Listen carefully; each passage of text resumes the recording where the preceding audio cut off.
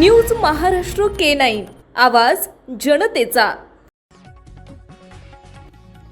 बारामती विधानसभा पोटनिवडणूक पार पडल्यानंतर मतदानाची टक्केवारी कमी का झाली याचा आढावा घेण्यासाठी आयोजित बैठकीत राष्ट्रवादी काँग्रेसच्या काही शहर पदाधिकाऱ्यांमध्ये तीव्र वाद झाल्याची चर्चा सध्या शहरात रंगली आहे। या वादात खासदार पार्थ पवार यांनी मध्यस्थी केल्याचं सांगितलं जात असलं तरी पक्षाकडून अधिकृतरित्या कोणतीही प्रतिक्रिया देण्यात आलेली नाहीये।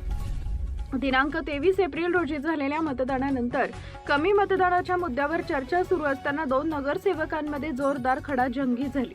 यामध्ये एका माजी नगरसेवकानेही विद्यमान पदाधिकाऱ्यांसोबत वाद घातल्याची माहिती सूत्रांकडून समोर येतेय।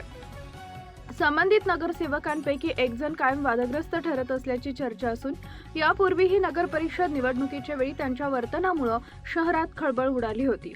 बैठकीदरम्यान मतदान घटण्यामागील कारणांवर चर्चा सुरू असताना दोन्ही गटांमध्ये आरोप प्रत्यारोप झाले आणि वातावरण तणावपूर्ण झाले। हा वाद नेमका कोणत्या मुद्द्यावरून पेटला याबाबत स्पष्ट माहिती समोर आलेली नसली तरी मतदानाच्या टक्केवारीवरूनच वाद सुरू झाल्याचं समजतंय। दरम्यान शहरातील घटलेल्या मतदानाची जबाबदारी घेण्यास कुणीही तयार नसल्याचं चित्र आहे। उलट प्रत्येक जण पक्ष नेतृत्वाशी आपली जवळीक दाखवण्याचा प्रयत्न करत असल्याची चर्चा आहे। अलीकडे शहर राष्ट्रवादीत झालेल्या खांदेपालटानंतर ही पहिलीच निवडणूक असल्याने या निकालाकडे विशेष लक्ष लागले होते। या बैठकीत पार्थ पवार यांनी आगामी काळात बूथ कमिटी अधिक सक्षम करण्यावर आणि कार्यकर्त्यांचा सहभाग वाढवण्यावर भर देण्याच्या सूचना केल्याचं सांगितलं जात आहे।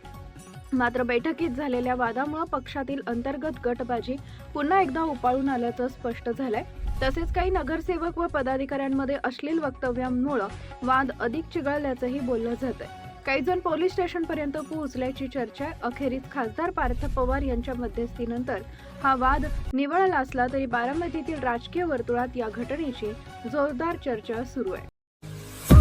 महाराष्ट्रातील महत्त्वाच्या आणि ताज्या बातम्या पाहण्यासाठी आमच्या न्यूज महाराष्ट्र K9 चॅनलला YouTube वर सबस्क्राइब करा आणि बेल आयकॉन प्रेस करा।